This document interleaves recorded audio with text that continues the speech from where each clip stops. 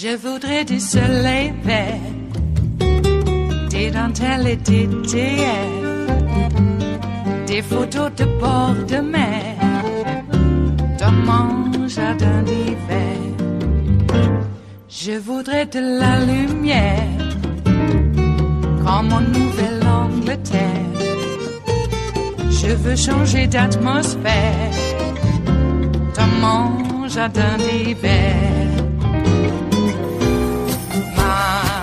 Ma fleur sous la pluie de novembre, tes mains qui courent, je n'en peux plus de t'attendre.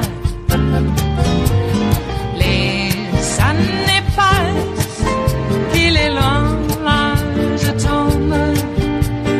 Nul ne peut nous entendre. Je voudrais du Fred Astaire, revoir un latte. The Trump Justice Department facing a new huge loss, closing a controversial probe of Obama officials with no charges, and so far no public report. It puts one more nail in the coffin of a discredited Trump conspiracy theory that had claimed the prior administration abused surveillance powers and shared the hidden identities of some people under surveillance, sometimes called unmasking. We're talking about unmasking, yes, that was a big deal. Horrible deal, where they unmasked him so many times. I think he's got to have the record for unmasking. Maybe I do, because we're still looking. How many times did they unmask me? Let's find that out, too. Because, look, they were spying on our campaign. They were not, and no reliable evidence supported that then. The news tonight is that Trump's own attorney general failed to turn up anything to back all this up. No, quote, substantive wrongdoing. No public report. Basically, that's what informed sources tell the Washington Post, which has Trump upset and warning he might not keep Barr on the job. I'm not happy with all of the evidence I had. I can tell you that. I'm not happy. Fact check. True. Trump's unhappy with the evidence that debunks those prior false claims. He's unhappy that even under Bill Barr's pressure, clearly there are still people at the Justice Department who will not just violate their oath of office to target and charge political opponents without evidence. This whole conspiracy theory began with Trump claiming Obama veterans abused unmasking. Now it ends by unmasking Bill Barr himself as an operative who didn't have the goods, even if he wanted to trap Obama officials. Bringing to mind some wisdom from the trap itself, as Barr's targets evaded his plot. Well, Future put it best. Mask on, mask off, ain't no way. We call the play. We didn't come to play. Joining us now is Neil Kochel, former acting Solicitor General of the Obama administration. Did this all blow up in Bill Barr's face? Absolutely, 100%, Ari. And it's been extraordinary to see a sitting president order these investigations. It's like how very North Korean of him. There's nothing wrong with the Justice Department investigating allegations of criminal activity. My only point is that you should have the same standard. So if you think Obama and Biden are suspicious and something merits investigation, you should have the same yardstick for Trump and his family. But of course they don't. And the problem for Barr and Trump is that their insinuations about Biden have totally failed. And, they had a bazillion apples. I mean, Trump had Sessions look into this. He had Barr look into this. He had the Inspector General look into this. The House and Senate Intelligence Committees look into this. John Durham look into this. And now finally, John Bash look into it. And at the end, Trump is as empty-handed as a student who attended Trump University. He's got, to use the technical legal term, squat. And this is really important because we all know the drill, and I think viewers are accustomed to it. There's a lot of noise and fury and fire early on. Bill Barr using the word spying under oath when he was testifying to Congress. Trump doing this. It gets a kind of where there's smoke, there's fire treatment in certain media and certain irresponsible folks. And then when it goes away, it goes away. This is a huge story. It's at the top of our broadcast tonight, precisely because people need to know this. And I want to, for your analysis, point out what James Clapper was reportedly saying, NBC News reporting. He says, look, I was never even interviewed by anyone in DOJ about the unmasking. It was a politically motivated probe initiated by William Barr to please Donald Trump. That's the head of the CIA. This is a bad thing, according to him, and this evidence even if they ultimately found nothing, because he is making the point that this was all ginned up in a way to do that targeting, to potentially politically bludgeon people in the public square when they didn't even go so far as to talk to him about it, because he says it wasn't a very serious probe. It's absolutely right. It's totally reprehensible, Ari. And when you're in the federal government, either in the Attorney General or the President or the White House or whatever, you're very conscious of the awesome powers you have, because you go and slander someone and say, oh, you've unmasked me, or you've done this unfairly, or you committed crimes. That's for anyone, that's reprehensible. But to do it to our loyal servants of the United States government is just unforgivable. And they just throw this dirt. They have the investigation after investigation and millions of taxpayer dollars spent. And then at the end of it, they find nothing. And then they're pretend like, oh, let's find something else. Let's just go on to the next story. I don't think we should go on to the next story. This is an absolute denigration of the way the Justice Department operates. It's a basic fundamental violation of fairness. What is then left for the DOJ, particularly because there's been some objections? For example, we reported the resignation of one person on one of these other look-back, redo Mueller-type probes, but we don't publicly really have a lot of details on that.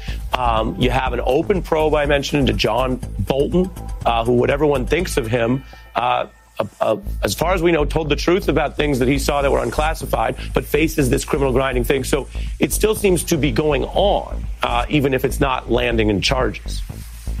Exactly. I think that the story that will be told over the next months and, maybe as long as a year will be the resistance of career prosecutors and career officials to this lawless behavior by Trump, by Barr, and others. We already have, as you were suggesting, Nora Danahy, the Dunham deputy, resigning, the Wall Street Journal reporting, right, because she was very uncomfortable about Trump pressuring the Justice Department, pressuring Barr, or Barr pressuring other people to find certain things.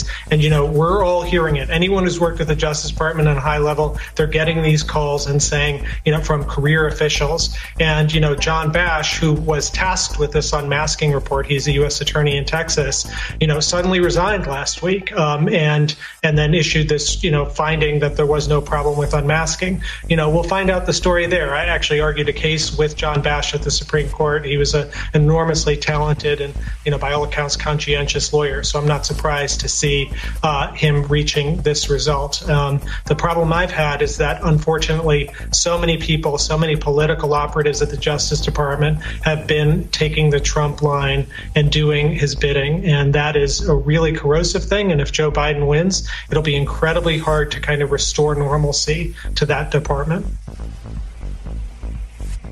It is Thursday, the 15th of October of 2020, and you are in West Coast Cookbook and Speakeasy. I am your chef de cuisine, Justice Putnam. Gunner, the English Bulldog, is our snoozing sous chef, and our daily special is Metro Shrimp and Grits Thursdays. A little bit of jambalaya, a little bit of spice in your life. And just to be clear, milk in the grits, okay? I know a lot of people say just water or stock. Now, if you must, just put a little bit of chicken stock into your milk. But I would just use milk to make the grits because, well, some people are purists in their own way and some people are purists in their other way. And that's the way it is today on the 15th of October. Well. We have 20 days or less. How many more days do we have to the election? Less than 3 weeks now. I call it mere days. And Amy, I'm really upset that people want to call her ACB. She is Amy. That's all the respect she deserves. I'm going to keep saying that. Well, Amy really revealed herself again under some terse questioning. I didn't actually consider it to be terse, but Amy was squirming. Oh, she was livid. If she had a chance to go Karen on Hirono and Harris, she would have. But, I think they drilled into her. Don't do the Karen. I know you want to. Don't do it. And so, yeah, she was able to spout out the appropriate term. And what is that appropriate term when under terse questioning? Oh, I don't recall. Yeah, that's what you get to hear from GOP nominees to any position in government. Can you tell me about the time that you were arrested for fraud and corruption? I don't recall that. Oh, okay. Well, then we'll go to the next question then. Maybe something you do recall. Alrighty. We know that she will bend the law to Trump's will. It was exposed. Okay. By dint of the fact that she couldn't answer the most obvious questions. You know, is the sky blue? Well, if Trump said it's red, I don't know. I'm not going to say it's blue. If Trump said it's red, no one does that and gets away with it. Because you would think if someone was asked, do you believe in the peaceful transfer of power, their automatic answer would be, why, of course, that's what makes America so great. But no, she couldn't say that. Because in spite of the fact that she says she never had any discussions about what Trump wants, she came out and said, look, I mean, that's something Trump's talking about. That's political. I'm not going to touch that because Trump made my family an offer that they couldn't refuse. And I'm not going to let my kids see a horse's head in their bed anymore. I'm a mother, after all. Yes, she is. And some of her best kids are black, too. And she lets you know. I love how the GOP is just so racist. They don't even recognize their own racism either. Come right out and say, oh, she has a unique position about race because she has 2 black kids. Oh, yeah, right. You know, it's like my black grandkids. They're black their whole lives. They've only been my grandkids for, well, you know, some time now. I do have a 20-year-old. So, you know, I mean, still. I don't know what it is to live as a black person in America. I'm white. But I do know how black people are treated in America, and it's reprehensible. So there. Anyway, Amy has no idea about race. Everything is a pandering, patronizing. I mean, even down to, oh, well, we adopted this kid and we adopted that kid, and you know, they had just such terrible lives until we saved them from their shithole countries. And one's really strong and going to be a good athlete, and the other one's really funny and going to be really good in entertainment. Oh, really?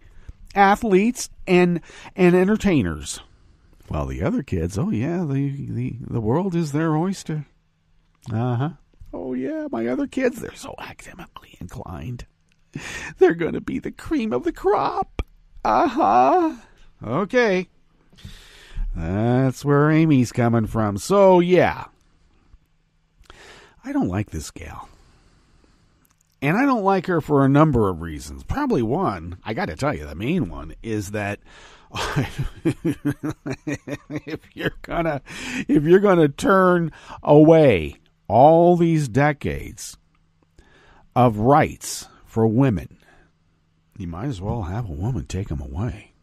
You know, it's a common practice. You know, use members of the indigenous population to imprison those people. We'll use their people as guards. Okay. It's a psychological ploy, and it works, and has worked through time immemorial. You know, she couldn't even answer the 5 basic freedoms. You know what the one freedom she couldn't remember? Well, I got to tell you. Handmaids do not redress grievances. So, of course, she would have never known about that. I mean, carrying a gun, oh, yeah. That's not part of the 5 basic freedoms, but, you know, they're going to try to, maybe that can be folded into redress grievances. You just have a gun. Show up at whatever federal house there is, and or just, you know, government building with your gun to redress your grievances, because that's how a representative republic works. Because we're a representative democracy, and we really do like the ballot over the bullet. And Amy, whatever tilt the Supreme Court will be taking with her installation into Ruth Bader Ginsburg's seat, I guess it just might have to be nullified. Because this is a representative democracy. You decide the law, we make the law. We being, the Congress, okay, the legislative branch of government. And maybe we need some court balancing. Considering that for decades, the Federalist Society and the rest of their ilk have been responsible for packing the courts. So I don't want to hear about court packing. They've been doing it for decades. Oh, well, I've been doing it for so long, it's just natural. But when a Democrat does it, it's the end of the world. Yeah. They accuse us of doing everything that they do. And as soon as we do one iota, just to sort of push back even in a sarcastic way, the whole world stops and somebody has to go to jail. So yeah, handmaids have no idea how to redress grievances. They're pretty much, that's why they're handmaids. I mean, come on. If you want a patriarchy, the last thing you need is some woman whining about what she wants and wants it done better. When actually it's the man who knows everything, even before he knows it. Because that's how men are. I know. I'm one of them. So what's on the rest of the menu here in the Bistro Cafe of West Coast Cookbook and Speakeasy? Well, of course, at the top, that was Neil Catal and Ari talking about Barr's corrupt treatment of the judicial system and its policies. Well, they are unforgivable and totally reprehensible. And also, I still demand a proof of life from Bill Barr. Where is he? What are they trying to hide? What? Then on the rest of the menu, well, Amy can't really answer questions about voting rights because she still wants people to think she only baked cookies for the Brooks Bros Rioters. Yeah, she was there. Doesn't recall much, though. Oh, yeah. One of the most seminal decisions in the history of the United States and presidential politics, and she doesn't quite recall what happened. I think I baked cookies, maybe. Maybe she did. Wells Fargo fired over 100 employees for misusing the COVID-19 relief fund. Well, if they were upper management, yeah. But if they're going after people making minimum wage, maybe they needed it. Maybe. And a federal judge ordered the Trump-decimated Federal Election Commission to investigate a dark money group accused of improper coordination with Senator Joni Ernst. Well, we'll see how far that goes with a Trump-decimated FEC. After the break, we move to the chef's table where a woman close to a Vatican cardinal, when I say close, I mean really close, was arrested in the latest salacious corruption probe. Oh, another one. And a Greek court sentenced the leadership of the neo-Nazi Golden Dawn Party to 13 years in prison, which is just about the maximum, for running a criminal organization blamed for numerous violent hate crimes. Good. Since we look to Greece as part of the birth of what we consider to be democracy, let's try that here. All that and more on West Coast Cookbook and Speakeasy. Bon appetit.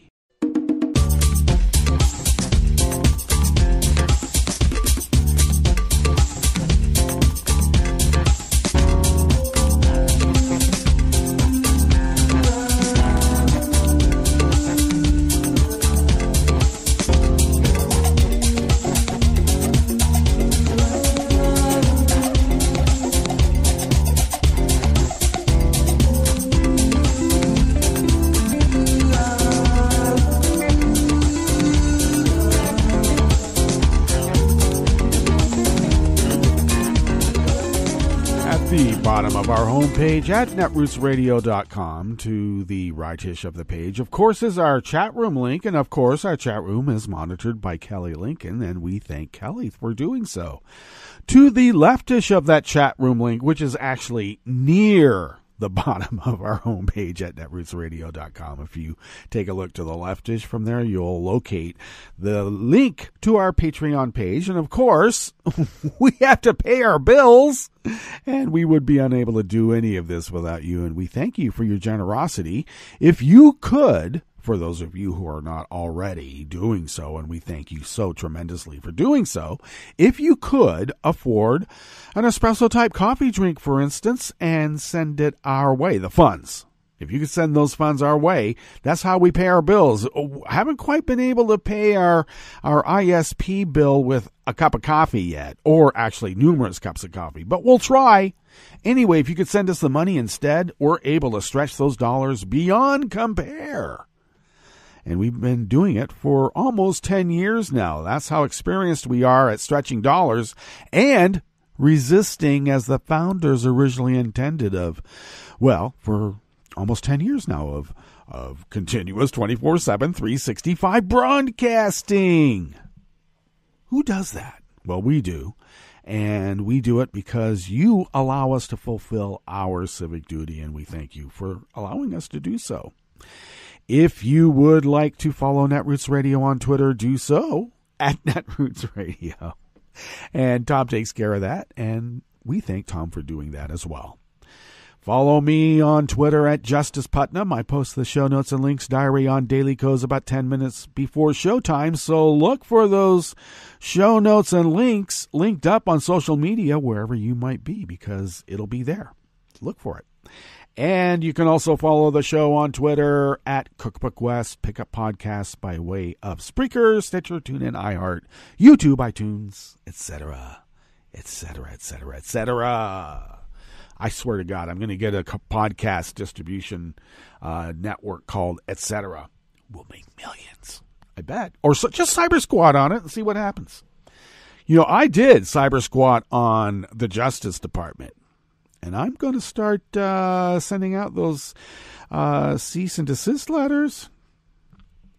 You are the Department of Justice. I am the Justice Department. We'll see how that goes, because I have a pretty good idea how far it will go. That's right. Okay, enough of this rigmarole and bad attempts at humor. Let's dive into this first offering here in the Bistro Cafe of West Coast Cookbook and Speakeasy. And Donna Provencher from the American Independent does bring us this first offering. On the third day of the Senate Judiciary Committee's hearings on Judge Amy Coney Barrett's nomination to the Supreme Court, Barrett refused to answer yet another question about voting rights, this time posed to her by Senator Dick Durbin. The 15th Amendment, the right of citizens in the United States to vote, shall not be denied or abridged on account of race, Durbin said. For an originalist and a textualist, that is clear text as I see it, but when asked whether the president has any authority to unilaterally deny that right to a vote to a person based on race or even gender, are you saying you can't answer that question? Barrett responded by acknowledging that the Constitution does indeed contain provisions prohibiting discrimination on the basis of race in voting, but Durbin said, whether a president can unilaterally deny, you're not going to answer yes or no? Barrett said that Durbin had asked several different questions about what a president might be able to unilaterally do. I think that I really can't say anything more than I'm not going to answer hypothetical, she said. So what's this moot court then? Come on, lady. I thought you were a judge. Well, she hasn't been a judge for very long. Okay. Durbin pointed out that Barrett would be a strange originalist if the clear wording of the Constitution establishes a right and she refused to acknowledge it. Well, of course, we all know originalism is held in the eyes of the originalist, who is beholding the originalism. Okay, how that works? Okay. Durbin then said it would strain... Barrett replied, it would strain the canons of conduct, which do not permit me to offer off-the-cuff reactions or any opinions outside the judicial decision-making process. It would strain Article 3, she continued, which prevents me from deciding legal issues outside the context of cases and controversies. And as Justice Ginsburg said, it would display disregard for the whole judicial process. But you know what? Okay, Ruth answered those questions. All right. She didn't decide a case. She didn't argue if the sky is red. She pointed at it and said, look, everybody can see it's blue. This wasn't the first time during the confirmation hearing that Barrett refused to answer a voting rights question. Asked by Senator Amy Klobuchar on the second day of the hearing if voter intimidation was prohibited by federal law, Barrett refused to answer, claiming that she could not characterize the facts in a hypothetical situation or apply the law to a hypothetical set of facts. Well, you know what? There's happening right now. And the reason it's posed as a hypothetical is because you're not supposed to be deciding on a law. But in moot court, why don't you go through that process and we'll figure out what that looks like. Now, does an eraser have a right to erase what the pencil has written? You can't answer that? No, it's a hypothetical. Of course it is. I can only decide the cases that come to me, litigated by parties on the full record, after fully engaging precedent, talking to colleagues, writing an opinion, Barrett said. And so, I can't answer questions like that. Really?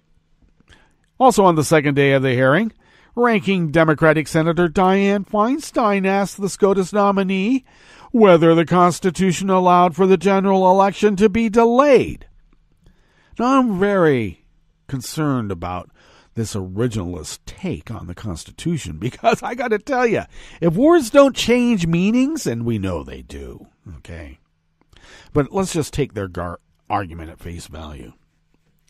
There's certain words that do not change meaning, like holding the election by a date certain. Okay, 3 hasn't changed over all these many years. Or 5, or 6. All right? Even from the Arabic to the Greek, they look a little bit different, but it's the same amount. Please. President Trump made claims. Oh, I'm sorry, this is Feinstein. President Trump made claims of voter fraud and suggested he wanted to delay the upcoming election, Feinstein said. Does the Constitution give the President of the United States the authority to unilaterally delay a general election under any circumstances? Does federal law? Barrett again demurred, saying that she would need to hear arguments with the litigants, read briefs, consult with law clerks and colleagues, and go through the opinion writing process. And this woman taught constitutional history and law at Notre Dame. She added that she wanted to come to these issues with an open mind, rather than give off-the-cuff answers like a pundit. But the law is clear. Federal statute mandates the 2020 general election date of November 3rd, and there is no statute allowing for a sitting president to move or delay it. Barrett's own judicial record gives troubling glimpses of her positions on voting rights. In Cantor v. Barr, a case decided last year by the 7th U.S. Circuit Court of Appeals, Barrett argued unsuccessfully that the right to bear arms was more fundamental than the right to vote. And this is in spite of the fact that our founders' original intent was ballots over bullets, especially after the fact that we kicked the Brits out of our country. Seventh Circuit upheld a lower court's decision that Ricky Cantor, who had been convicted of a felony and was barred from owning a firearm by federal and Wisconsin state law, could not purchase a gun. The vote was 2-1. Of the 3 sitting judges, Barrett alone dissented. So she then penned a 38-page dissent arguing that the Founding Fathers did not intend to prohibit all those convicted of felonies from gun ownership, just those convicted of violent felonies. Oh, really? Only violent felonies. But if someone had felonious, felonious bubblegum card distribution. I guess that could happen. Is there any violence involved in that? No, generally not. But let's just, for argument's sake, say that is a nonviolent crime. It could be a felony. And by denying the fact that that's a felony, Amy also argues that felon can't vote ever for the rest of their lives. Look at the scarlet letter they are wearing. Oh, you don't see it? Well, originalists do.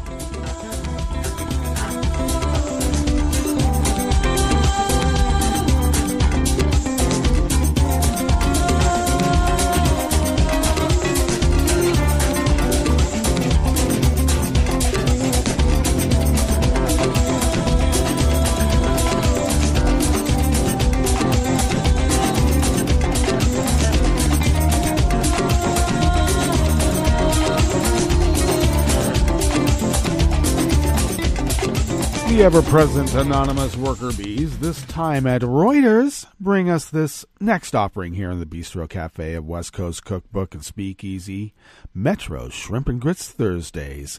Wells Fargo has fired about 100 to 125 employees for unethically availing themselves of coronavirus relief funds, according to a source familiar with the matter. Oh, a source. The bank believes some of its staffers made false representations in applying for coronavirus relief funds for themselves, defrauding the U.S. Small Business Administration. David Gallarese, head of the Human Resources at Wells Fargo, said in an internal memo seen by Reuters. The abuse was tied to the Economic Injury Disaster Loan Program and outside the employees' roles at the bank, the memo said, adding Wells Fargo will cooperate fully with law enforcement. These wrongful actions were personal actions and do not involve our customers. Oh, good. Because Wells Fargo has been known to, cut a few credit cards for themselves in their customers' names, and that's usually illegal. In fact, it always is. Bloomberg first reported the news earlier in the day yesterday. Last month, J.P. Morgan Chase dismissed several employees who misused funds that were supposed to help businesses dealing with the COVID-19 pandemic.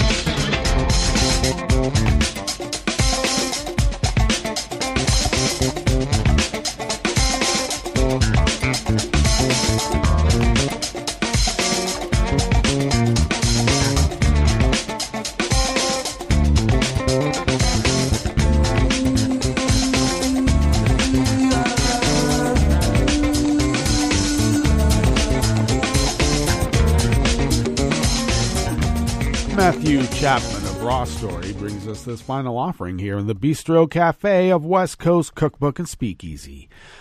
Yesterday, Wednesday, the Quad City Times reported that a federal judge is ordering the Federal Election Commission to investigate a dark money group accused of improper coordination with Senator Joni Ernst, a repug from Iowa. We all know her. A U.S. District Court judge has entered a default judgment against the FEC, ordering it to take action on a complaint involving a so-called dark money group tied to Joni Ernst's campaign, reported Gary Krembeck. The action yesterday, Wednesday, was brought by the left-leaning Washington-based Campaign Legal Center. Oh, we have to say it's left-leaning now, which told the court the FEC had failed to take action on its complaint that Ernst's campaign had illegally coordinated with the dark money group Iowa Values, a political nonprofit backing Ernst. I would call them a right-wing dark money group. Why not, huh?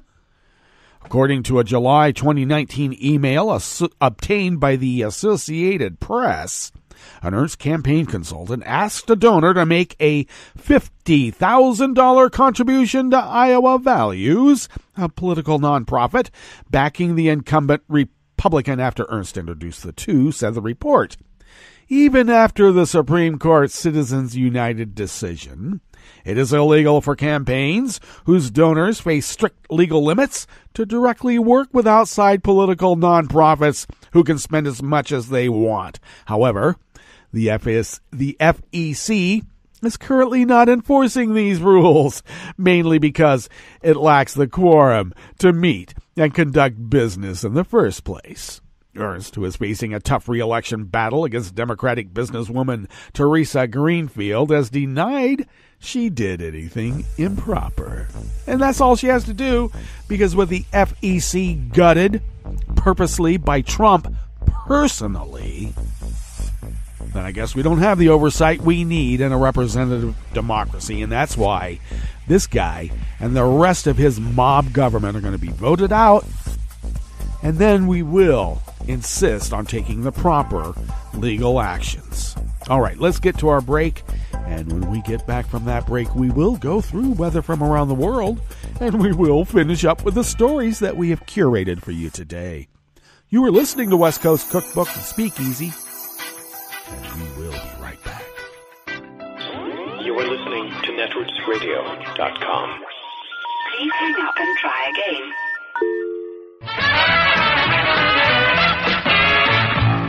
From a point at sea to the circles of your mind, a new force is at work for planetary transformation. New radio for a new Earth.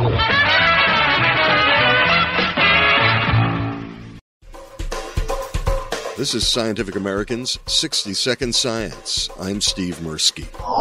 On October 7th, Jennifer Doudna and Emmanuel Charpentier shared the 2020 Nobel Prize in Chemistry for the development of the gene-editing tool called CRISPR. Last April, I spoke with Doudna at an event in Washington, D.C. A few months ago, I was at a talk about wine, and CRISPR came up. And it was an appropriate thing to bring up. What is it like to be in this field right now where everyone is talking about the work that you do and its implications?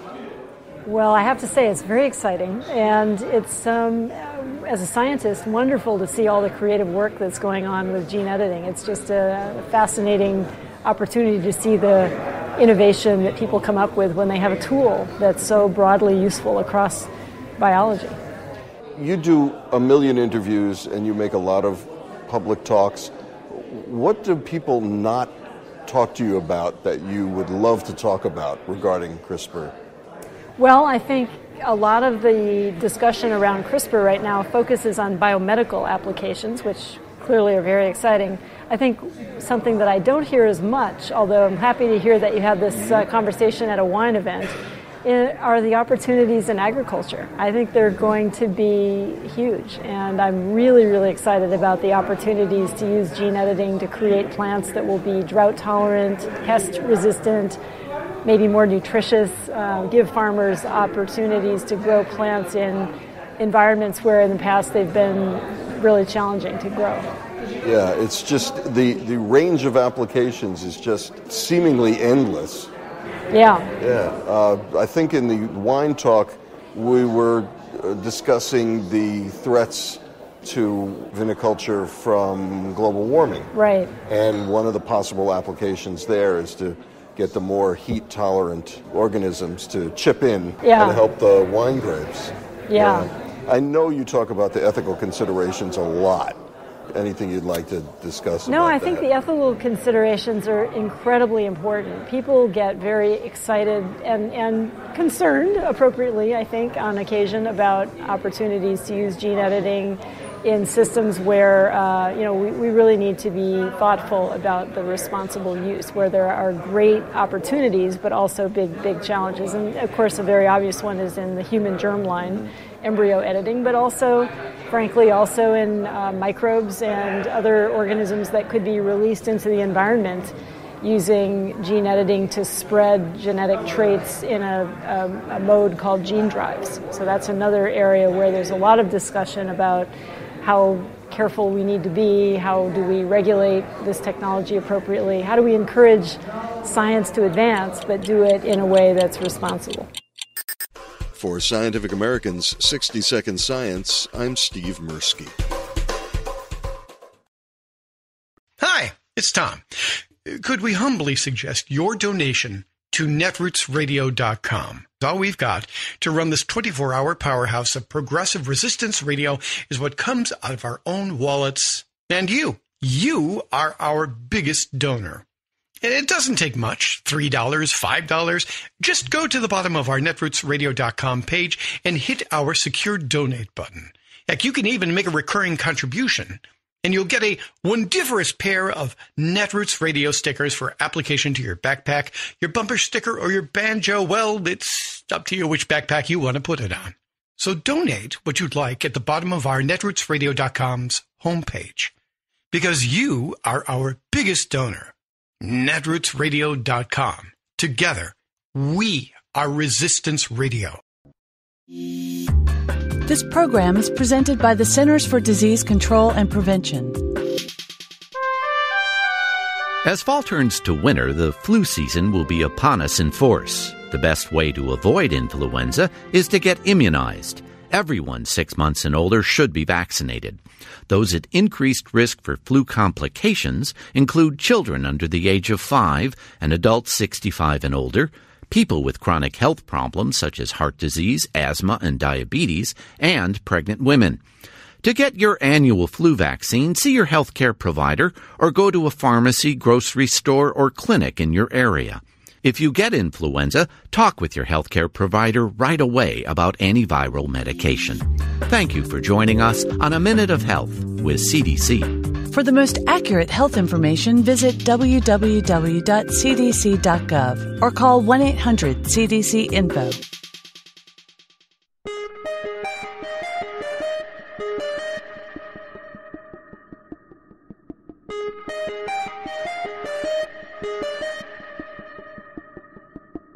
I'm Rick Smith, and this is Labor History in 2.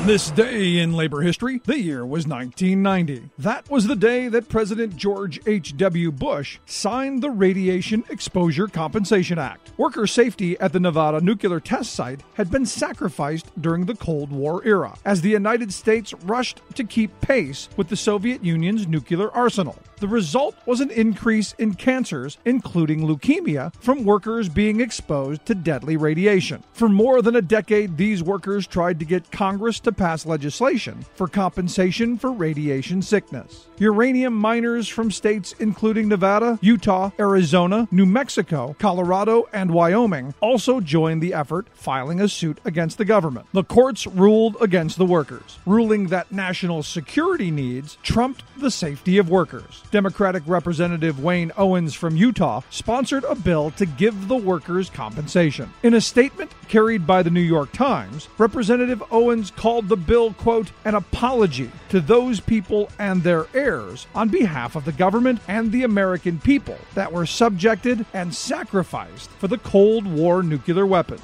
President Bush explained the scope of the act at the signing ceremony, saying, quote, the bill provides compassionate payments to persons with specified diseases who fear that their health was harmed because of the fallout from atmospheric atomic testing at the Nevada test site. Regardless of whether causation can be scientifically established, the bill entitles each person meeting specific criteria to a payment of $50,000. Uranium miners meeting separate criteria will be entitled to compassionate payments in the amount of $100,000.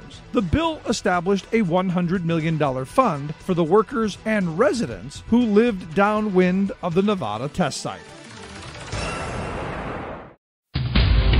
This is Solidarity News on Radio Labour. This is a Radio Labour report recorded on Thursday, October 15th, 2020. I'm Mark Boulanger. As the pandemic encourages more internet-based commerce in many countries, labor organizations are warning about the business practices of Amazon. This comes as it was announced that Jeff Bezos, the CEO of Amazon, is soon to become the world's first trillionaire. In a webinar organized by the Trades Union Congress in the UK, the General Secretary of Uni Global Union, Christy Hoffman, described Amazon's predatory business practices and how it treats its workers. Uni represents more than 20 million unionized workers in 150 countries, many in the commerce sector. Ms. Hoffman. Just last week, it was announced that Jeff Bezos' wealth had increased to $200 billion, which means he could pay every one of his 875,000 employees an amount of $105,000 and still have the same wealth that he had back in February of 2020. That is an astounding problem, I would say. Just last week, a committee of the U.S. Congress called for dramatic measures to break up and regulate Amazon and the other tech giants, which is a real turning point for this industry. Amazon has only grown stronger during the COVID pandemic. This crisis is radically reshaping our world, and one of its unfortunate side effects is the acceleration of Amazon's domination of our markets and many aspects of our lives, how we work, how we consume entertainment and communicate. But just to look at the figure in terms of its e-commerce, in the second quarter of 2020, the sales were 40% higher year on year, and its stock price was then and is still soaring. Uni represents commerce workers across the world. We know that the expansion of e-commerce during COVID is never going to go back to pre-COVID levels. And this growth in e-commerce has had an incredible impact on the commerce sector. The employers always say to us, well, we need to have a level playing field. Well, Amazon operates and intends to operate at a loss in Europe. It loses money. Is that fair for the brick and mortar stores, which occupy our cities and towns and what you would say in the UK, our high street? No, of course not. Is that a level playing field? Is that a playing field that we even want to occupy, let alone level? And of course, no, it's not good for our communities. It's not good for our workers. Amazon has an unfair advantage, doesn't pay taxes. Now, we already know the incredibly grueling pace of work in the Amazon warehouses. And I think we have to recognize that the growth of Amazon during the pandemic came off the backs of workers in many respects. The grueling working conditions, unrealistic productivity targets, surveillance, and a refusal to recognize or engage with unions unless absolutely forced. Now, we saw this in similar problems in the US, in France, in Italy, in Spain, in Germany. The pace of work, when the volume exploded, but there was no reduction in the pace of work for workers, it became impossible to operate safely. It was impossible to have social distancing. And only through strikes, collective action, legal intervention were workers able to secure progress. That mostly happened in Europe. We saw big steps forward in Spain, Italy, and France. But elsewhere, workers were fired for speaking out.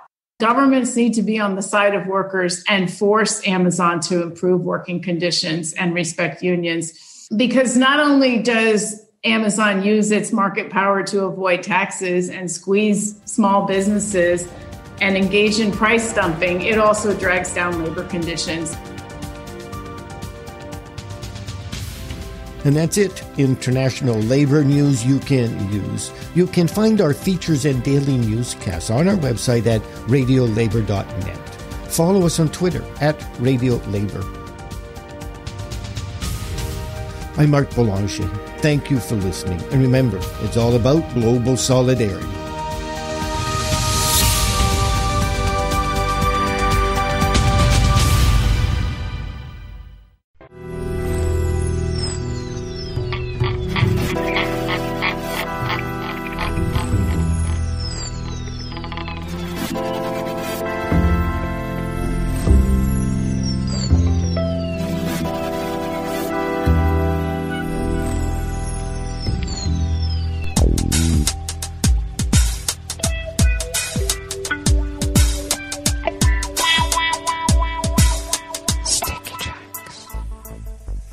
Thank you for accompanying us here to the Chef's Table at West Coast Cookbook and Speakeasy.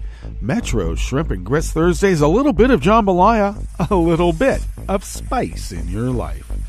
We always begin, whether from around the world, along the banks of the Rogue River and the Rogue River Valley of Southern Oregon, on the west coast of the continental United States of America, where it is currently 44 degrees Fahrenheit.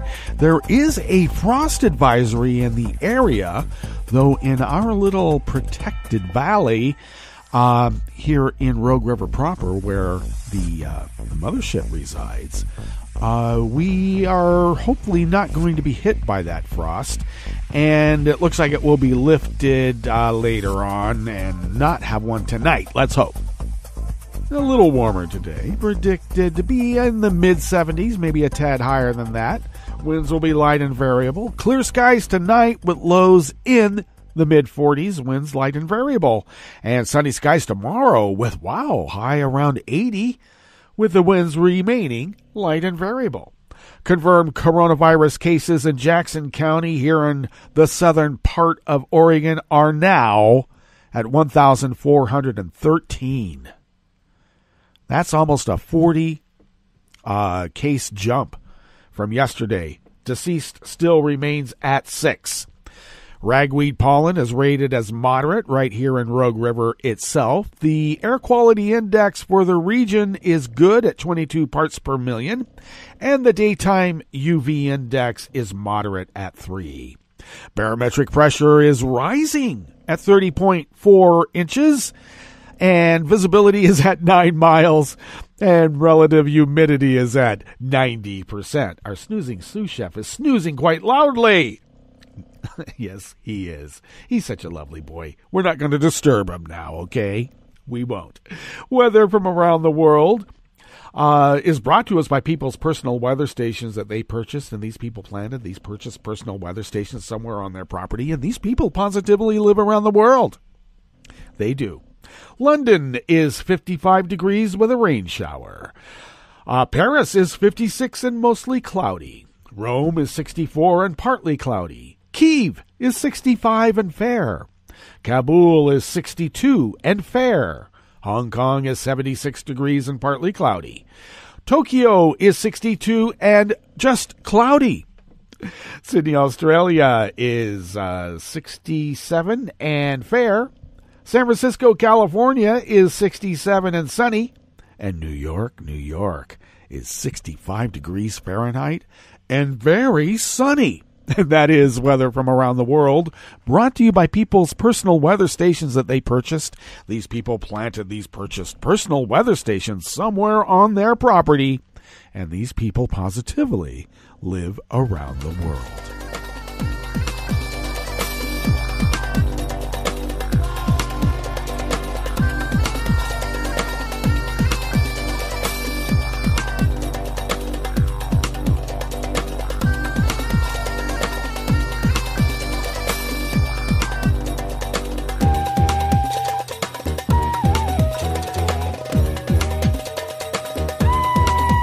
Nicole Winfield of the Associated Press brings us this first amuse-bouche here at the Chef's Table at West Coast Cookbook and Speakeasy.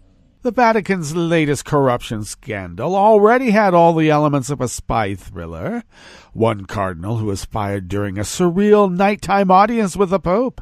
Another cardinal, the nemesis of the first, who returned triumphantly to Rome after being acquitted of sexual abuse in Australia, and a fabulous luxury apartment building in London, where the Holy See sank tens of millions of euros in donations from the faithful. All that was missing was the mysterious woman who claimed to have links to the Italian secret services and allegedly hoodwinked them all.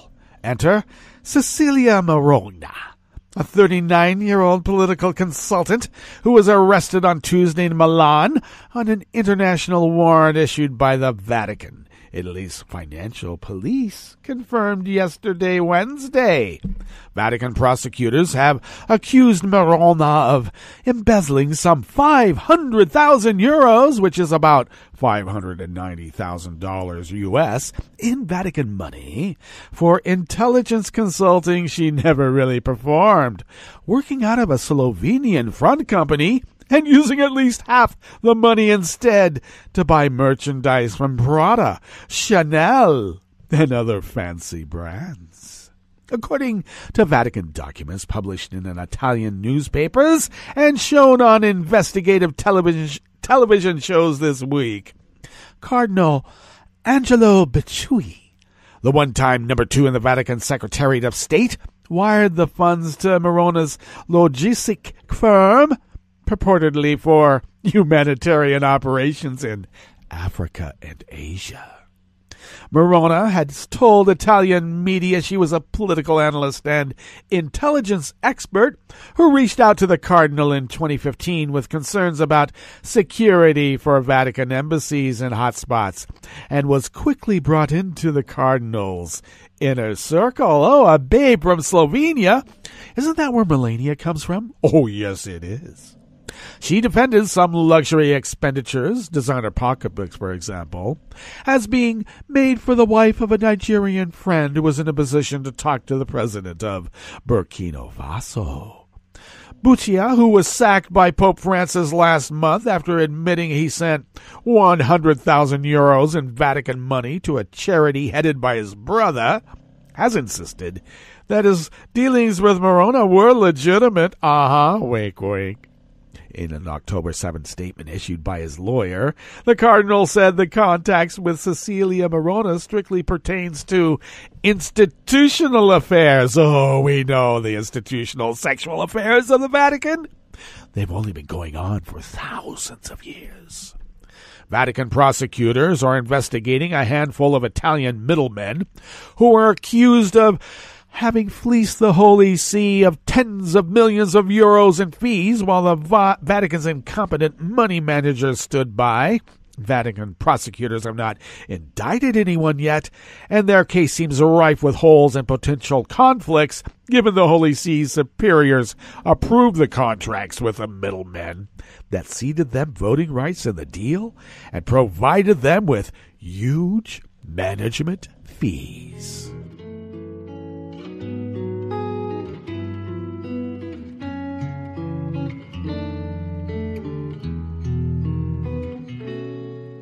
Je te donne, c'est mon amour pour la vie entière.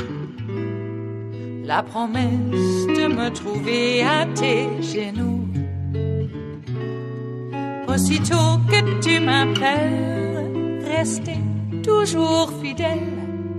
C'est tout, c'est tout.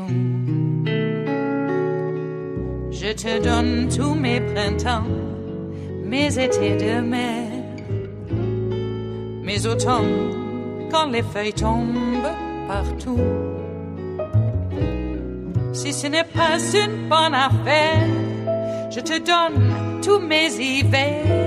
Derek Gatopoulos of the Associated Press brings us this final amuse-bouche here at the chef's table at West Coast Cookbook and Speakeasy. A Greek court sentenced the leadership of the extreme right Golden Dawn Party to 13 years in prison, imposing the near maximum penalty for running a criminal organization blamed for numerous violent hate crimes. The presiding judge read out the 13-year sentences against the party leader and 5 other former lawmakers. A 7th leading party member received 10 years.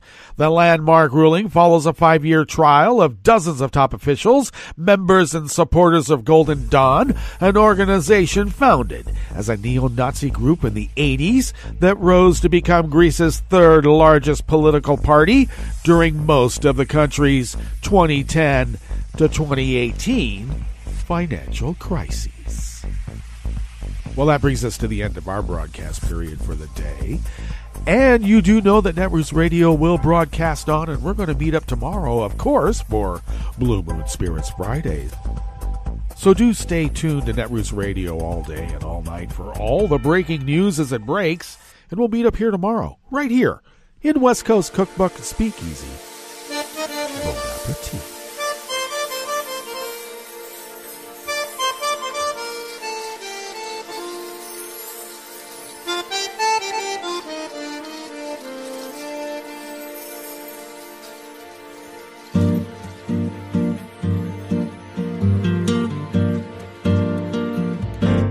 Je voudrais du soleil vert, des dentelles et des théières, des photos de bord de mer, dans mon jardin d'hiver. Je voudrais de la lumière, comme en Nouvelle-Angleterre. Je veux changer d'atmosphère, dans mon jardin d'hiver. À fleurs, sous la pluie de novembre, tes mains qui courent, je n'en peux plus de t'attendre. Les années passent, qu'il est loin, là je tombe. Nul ne peut nous entendre. Je voudrais du Fred Astaire, revoir un latte Goël. Je voudrais toujours te plaire, dans mon jardin d'hiver. Je veux déjeuner par terre, comme au long de golfe clair. T'embrasser les yeux ouverts, dans mon jardin d'hiver.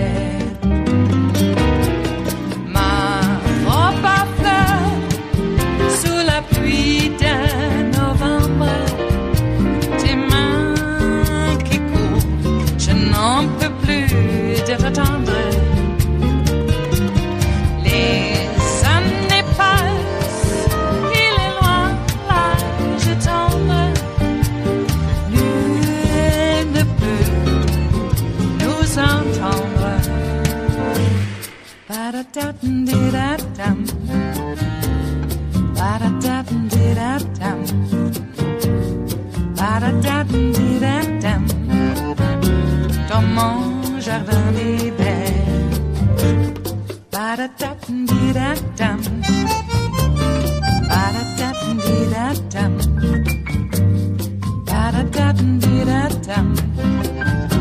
Dans mon jardin d'hiver. Dans mon jardin d'hiver. Dans mon jardin d'hiver.